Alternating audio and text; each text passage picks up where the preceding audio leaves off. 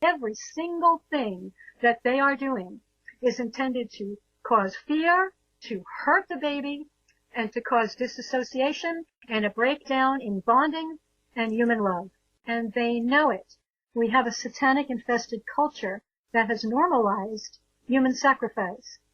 We are killing babies in exchange for a few minutes of fleeting physical gratification, and we are killing them in the most satanic way imaginable.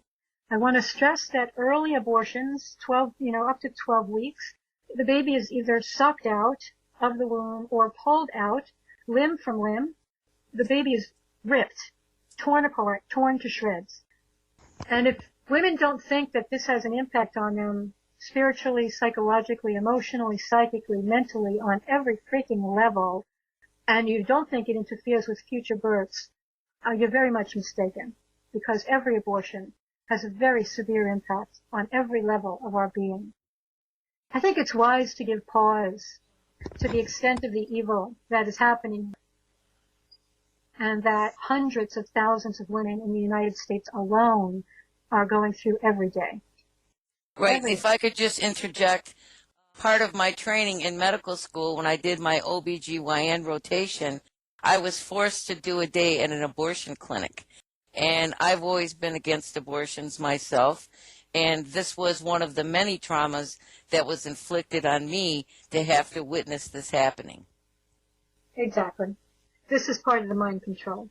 Yes. Not only witness it, but for some are going to have to do it, Mm-hmm. So we want to be aware that this is what we're participating in. We should also be aware that aborted human fetuses are ending up in stamina boosting pills. They're ending up in vaccines.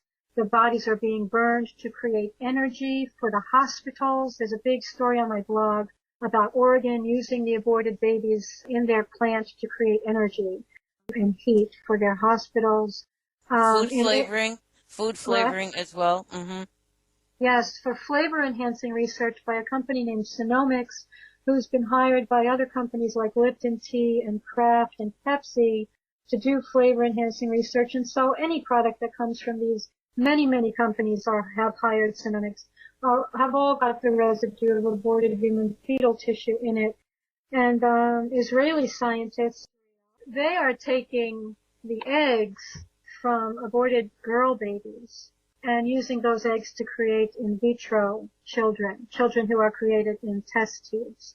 And so the genetics of the child who has been murdered and tortured in this way will be carried on through another child that has been created in a lab. And I want people to see the satanic element of this. To understand Satanists, you have to understand that there's energies that are in competition with God, because that is God's ultimate beauty and ultimate form of love, is bringing forth the beauty of life everywhere we turn. And so they've got to try to take it and manipulate it in some way and turn it into a horror show in the same way they take our air supply and poison it. They take our food supply and genetically alter it and poison it. They take our water supply and put fluoride in it and all kinds of, BP oil and nuclear radiation pouring into the Pacific Ocean. This is satanic mindset.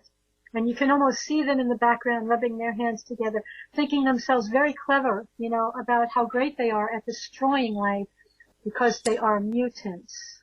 Right. And if I could just interject, I'm not big on the God thing. I just have to say that I think more of a creative force, not a man in the sky. But one of the problems that we have, and many people have asked me, is why would they do this? Because they're poisoning their planet as well. And the only answer I can come up with is because they're psychopaths.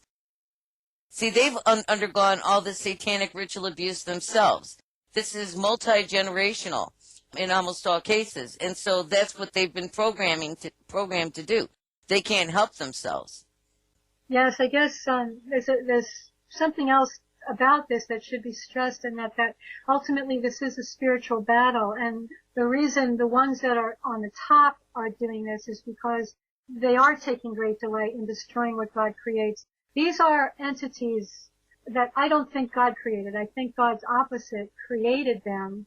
They don't have feelings. Okay, they are completely mutant beings in the sense that they are incapable of feeling.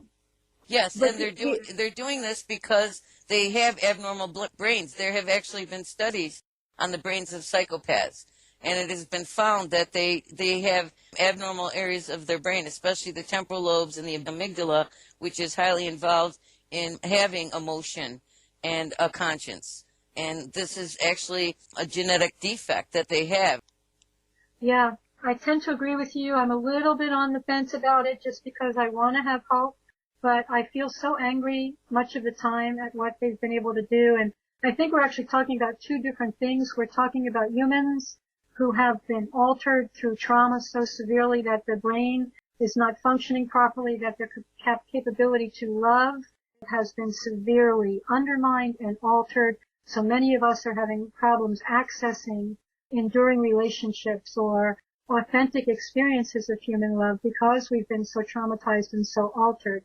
So there's a human aspect to this that we want to acknowledge and have a heart for, and there's an aspect that's not human. Yes. Yes. But go read the Ringing Cedars books, go to ringingcedars.com and begin to understand what we are capable of in our pristine form and the potential that we have to actually shift things by bringing forth children who are not traumatized and who have their capacities intact. In order to do that, we have to begin before conception to prepare for the arrival of a soul to come through us. We have to conceive our children consciously. We have to call forth a certain kind of soul. You can't just like have sex or have, bring your body together with somebody because you want to get off and accidentally create a life and expect for that spirit to have its pristine capacities intact, because it will not. It needs human consciousness. It needs to make an agreement with the loving force behind creation to say, I want to bring forth a special being. I want to bring forth a being that will contribute to the fulfillment of human love on this planet. I want to bring forth a being that's in the image of the loving creator, not in the image of God's opposite, which is, what's really happening right now because of what we're doing. A lot of the kids that are coming in are not fully human. They're badly damaged. Yes. And the dark forces know also how to do this. They know how to have their rituals and how to have their disgusting forms of sex in order to call demons and bring them and give birth to them. And you better believe they're doing this. Right. And then once the children are born, they're exposed to the satanic music industry. Certain of the, of course, highly paid artists like Beyonce and Rihanna and Jay-Z, they actually talk about bringing forth altars when they're doing their performances. I mean, parents are also just totally, they're too busy to even, get involved with what their children are doing.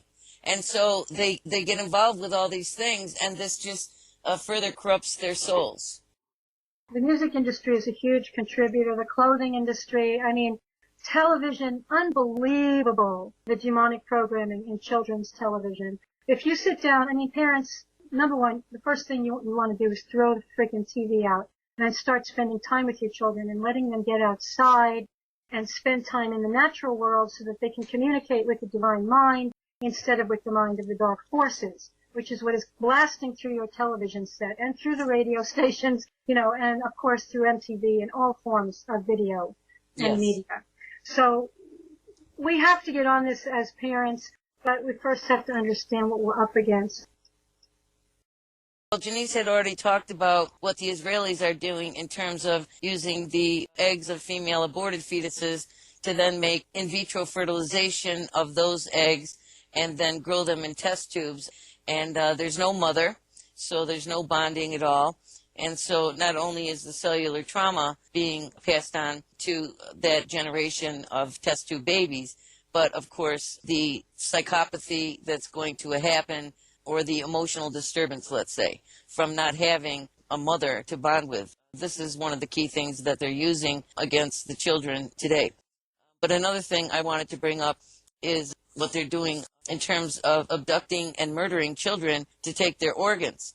And this is happening, especially according to this article on the Republic Broadcasting Network, Change.org, written by Dave Hodges on June 9th, 2014, in regards to the murdering of American children for the purposes of organ theft and shipment to countries such as Israel, Turkey, India, China, etc. So, this is what's going on. I mean, just covering what these psychopaths are doing, it could take weeks constantly just talking about all these different issues. I've been investigating all of this. I've been investigating all of this for years, and there's so many levels to it. But anyways, go ahead, Jeanice.